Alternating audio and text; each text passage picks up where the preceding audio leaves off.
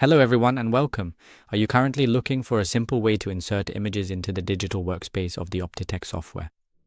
I am using the software Optitex version 25.1.0.169. If you want to install or use this software, you can contact me at the phone number displayed on the screen.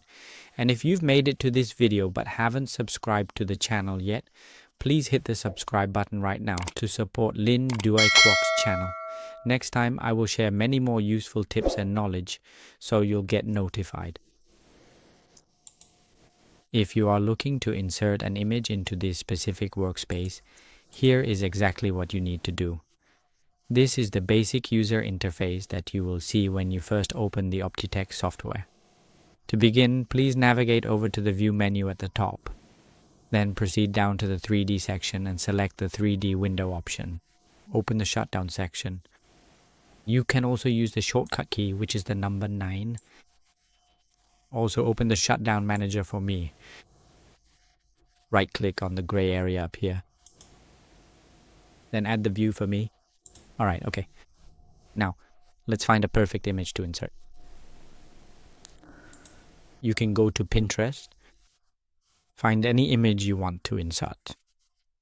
So in my opinion, the method, when it comes to inserting an image here, there are two very important and distinct primary purposes to consider.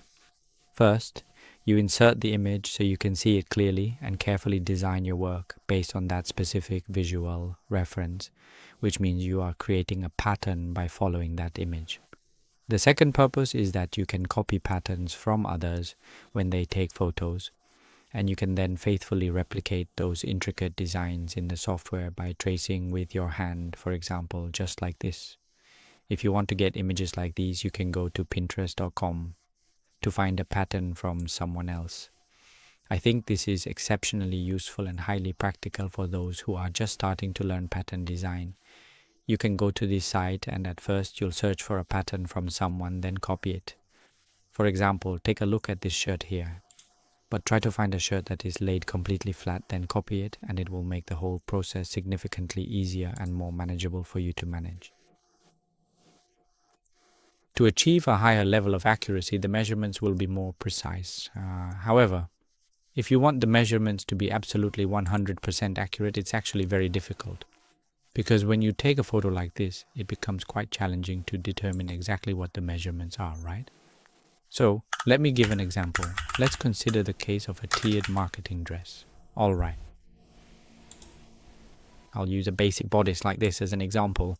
For beginners, you can use these basic forms like this. So that you can... Here, I'll use this form. Alright, save it. Click with your mouse and save it. Here, I'll save it as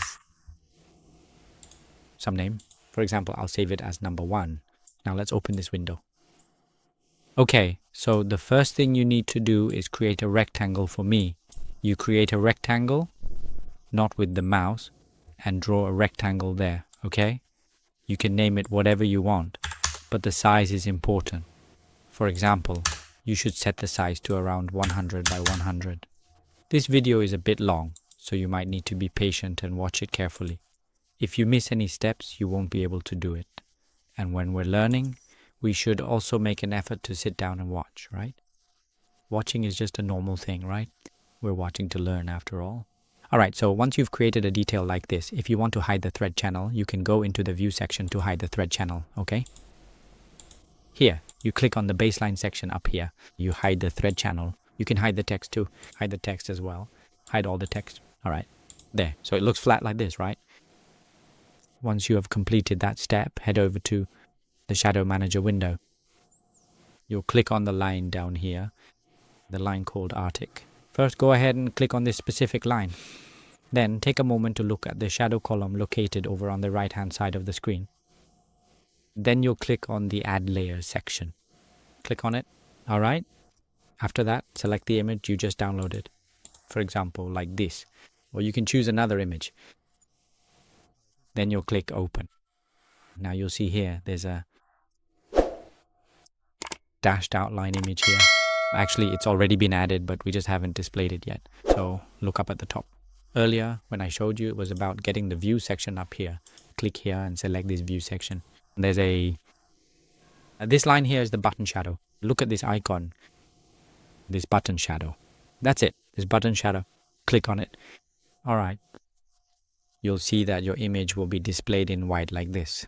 If you want to change the color of this background, look below. There's a section under this shadow part. There's a color option here. Click on the number on the right here. Click on it and choose a color so it can be a bit darker. Let's go with gray. There you go. Next, if you find that you want to enlarge the specific image you just added, look directly below and you will see a line labeled as scale. Normally, this scale line might have a small plus sign. If you click that plus sign, it will immediately switch over to a minus sign. Then, you can simply enter the exact size you want right here. For example, if you want to set the width, just type it in here. Say, for instance, I type in about 60 here. Press enter and the size of the image will increase like this. So go ahead and try to see if you can drag the ruler tool right in here. Now take a close look at the shirt that you are wearing. For example, if you want this shirt to be exactly 70 centimeters in length, you just take the ruler here and carefully adjust it to the correct position. Hold Ctrl and left click on this ruler line. Then enter 70 here. See where this line reaches. For example, if it only comes up to here, then this shirt is a bit too long, right? Or you can use this L position as a reference point. For instance, if L is 40 and the shirt is still a bit too long, then you can reduce the number. You will decrease it. You can click on this down arrow here. So you reduce it, just lower it a bit, right? After that, you'll drag the ruler over here. First, go ahead and drag the ruler over here. Or if you prefer, you can move this image instead. You can use this specific method to move the image so that it aligns exactly with the ruler right here. See? It's actually a bit too much, right? And like this, I can clearly see that it's still a bit too long, right? So I'll just reduce it a little bit more. Let's reduce it just a little bit more.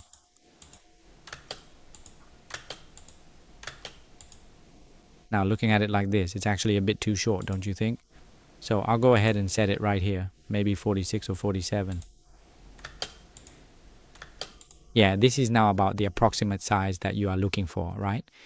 That means it is just for your reference and not meant to be an exact measurement, okay? It is definitely not an exact measurement. If you find that the white image is a bit too bright for your eyes, you can always make it smaller. You can use the specific tool in this section here to reduce its size. You can make it much smaller, maybe simply go ahead and reduce it to 20 centimeters, for example. Reduce it even more, 20 centimeters is still a bit much, right? Just another 20 centimeters, okay? And I'll reduce this length even further. Let's set it to about this size, right? So it's easier to look at. It's much more comfortable for your eyes, right? So I've already toned down the background to make it significantly clearer to look at, right?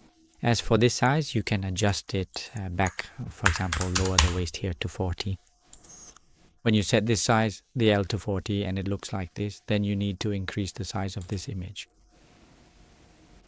Increase the size of this image. Increase this image a bit. This is how I adjust the settings to make it completely accurate, so that it's close to the actual size. It's only close to the actual size, not absolutely accurate. I'll adjust the setting to a level exactly like this one. So after I've set it to this level, now I'll use the pen tool to carefully redraw the outline of this shirt, right? Now I'll go ahead and hide these specific parts from view. So you'll use this command, the D command, the D key on the keyboard.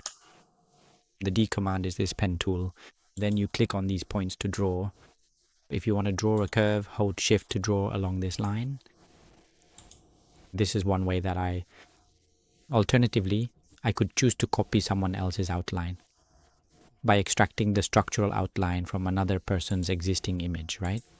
Now, this specific technique is a unique piece of knowledge that, as far as I'm aware, no one has shared with the public yet. I am sharing this secret with you today, and if you find this information helpful for your work, please consider subscribing to Dinh Duy Cuong's channel to show your support. And especially, I would truly appreciate it if you could please take a moment to share this helpful video on your personal Facebook page or in various groups, so that many more people can learn about this effective method, right? And when those people finally discover this unique method, They will sincerely thank you from the bottom of their hearts because you have shared with them such a truly amazing and valuable piece of knowledge that can really help them out in their lives. And remember to hit the subscribe button for the channel. Go ahead and subscribe to the channel because I know you've watched a lot of my videos already, and you have also learned quite a lot from watching these videos too, but you still haven't subscribed to the channel yet. Maybe there's something holding you back from subscribing, right? So don't hesitate anymore. Just go ahead and subscribe to the channel.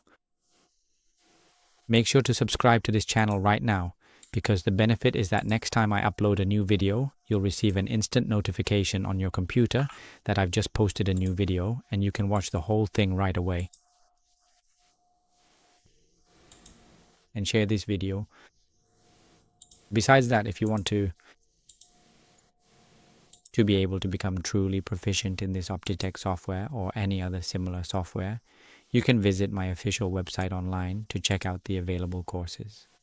Take a look at the courses and see which one suits your needs best, then message me directly so I can give you some professional advice.